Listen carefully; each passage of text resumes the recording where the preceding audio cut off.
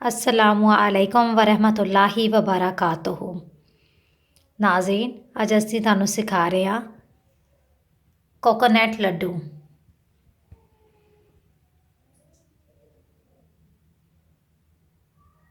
Coconut Laddu किस तरीके नाल तैयार होणगे आओ असीं तुहानूं दसने हैं। नारियल दे लड्डू बनाउण वास्ते जिन्हां चीज़ां की जरूरत होएगी ये चंद एक चीज़ां ने। सब तो पहले तो असीं नारियल ले लिया, ਉਹਨੂੰ ਅਸੀਂ ਕੱਦੂਕਸ਼ ਕਰ ਲਿਆ। ਤੁਸੀਂ ਇਹਨੂੰ ਪੀਸ ਵੀ ਸਕਦੇ ਹੋ, ਬਾਰੀਕ ਪੀਸ ਵੀ ਸਕਦੇ ਹੋ। ਅਸੀਂ ਇਹ 1 ਕੱਪ ਲੈ ਲਿਆ। 1 ਕੱਪ ਨਾਰੀਅਲ ਦੇ ਬਾਅਦ ਅਸੀਂ ਅੱਧਾ ਕੱਪ ਚੀਨੀ ਲੈ ਲਈਏ ਤੇ ਜਿੰਨੀ ਚੀਨੀ ਹੋਏਗੀ ਉਤਨੀ ਹੀ ਸਾਡੀ ਮਲਾਈ ਹੈ। ਅਗਰ ਤੁਸੀਂ ਮਲਾਈ ਨਹੀਂ ਲੈਣਾ ਚਾਹ ਰਹੇ ਤਾਂ ਤੁਸੀਂ ਦੁੱਧ ਵੀ ਲੈ ਸਕਦੇ ਹੋ। ਤੇ 2 ਇਲਾਇਚੀਆਂ ਦੇ ਤਕਰੀਬਨ 2 ਇਲਾਇਚੀਆਂ ਦਾ ਪਾਊਡਰ ਹੋਏਗਾ ਸਾਡੇ ਕੋਲ ਮੌਜੂਦ। तो ज़्यादा इस्तेमाल करना चाहो, ज़्यादा पसंद करना चाहो तो ज़्यादा भी लै सकते हो। अगर मलाई की जगह तुसी दुध इस्तेमाल करना चाहो तुसी दुध भी इस्तेमाल कर सकते हो। चलो हुण तुहानूं बनाने का तरीका दसने नाज़रीन कि असीं किस तरीके नाल नारियल के लड्डू तैयार कर रहे हैं अपने किचन दे विच।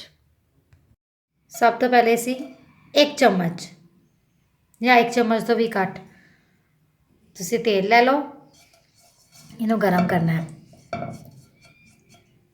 अगर तुसी फ्रैश नारियल इस्तेमाल कर रहे हो तो तुहानूं आयल की जरूरत भी नहीं महसूस होएगी।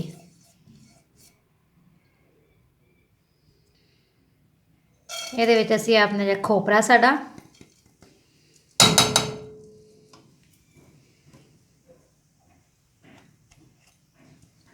ਉਸ ਆਇਲ ਦੇ ਵਿੱਚ ਖੋਪਰਾ ਅਸੀਂ ਸ਼ਾਮਲ ਕਰਕੇ ਇਹਨੂੰ ਇਤਨਾ ਭੁੰਨਣਾ ਹੈ ਕਿ ਇਹਦਾ ਰੰਗ ਹਲਕਾ ਹਲਕਾ ਰੰਗ ਵੀ ਬਦਲਣ ਲੱਗ ਜਾਏ, ਨਾਲੇ ਦੀ ਬਹੁਤ ਪਿਆਰੀ ਖੁਸ਼ਬੂ ਨਿਕਲਣ ਲੱਗ ਜਾਏ ਤੇ ਇਹਦੇ ਵਿੱਚੋਂ ਜਿਹੜਾ ਇਹਦਾ ਨਾਰੀਅਲ ਦਾ ਆਪਣਾ ਪਾਣੀ ਜਾਂ ਰਸ ਜਾਂ ਪਾਣੀ ਜਾਂ ਤੇਲ ਵਗੈਰਾ ਨਿਕਲੇ ਉਹ ਵੀ ਖੁਸ਼ਕ ਹੋ ਜਾਏ।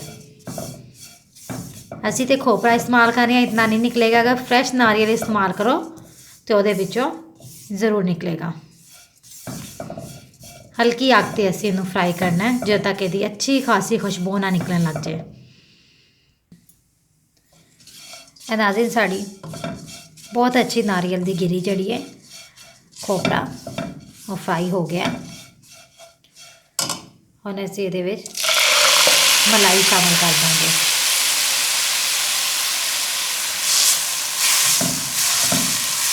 ते अच्छे तरीके नाल जब तक मलाई खुश्क नहीं हो जाती असीं इहनूं भुनदे रहांगे।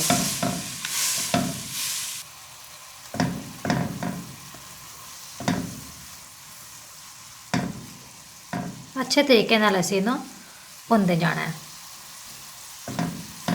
तुसीं अगर मलाइयां इस्तेमाल नहीं करना चाहते तो दुध का इस्तेमाल भी कर सकते हो। आयल की जगह मक्खन या देसी घ्यो भी शामिल कर सकते हो, ਤੁਹਾਡੀ अपनी पसंद है।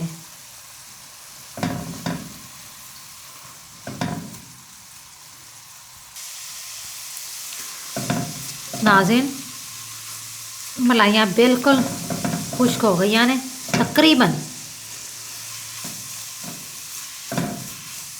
इस टाइम ये चीनी शामिल कर देंगे।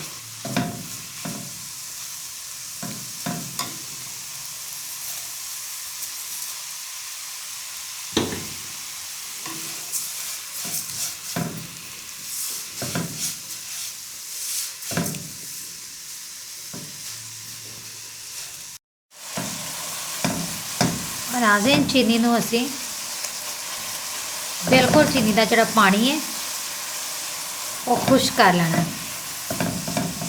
तकरीबन हो ही चला है तो इस टाइम ये जिहड़े असीं साड़ा इलायची पाउडर सी असीं वो शामिल कर देना।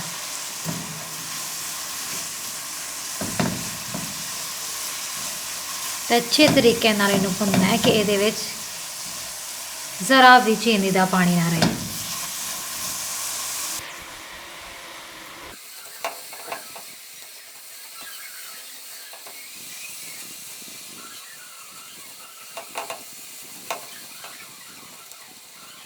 नाज़रीन भुनते बनाते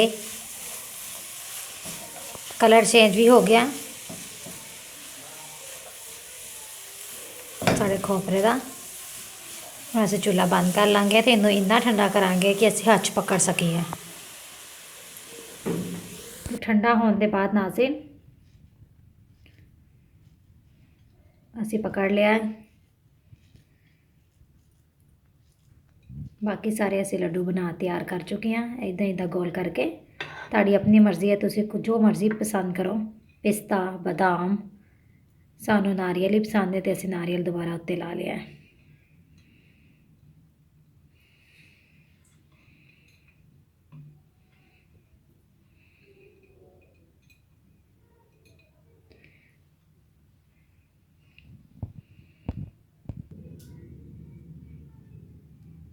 कितना खूबसूरत नारियल के लड्डू तैयार होए ने।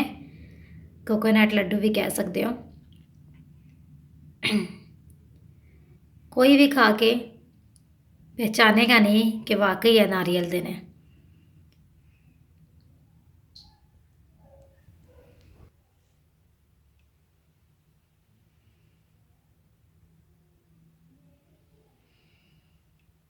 इंतहाई अच्छे खूबसूरत नारियल के लड्डू, कोकोनट लड्डू बिल्कुल तैयार ने।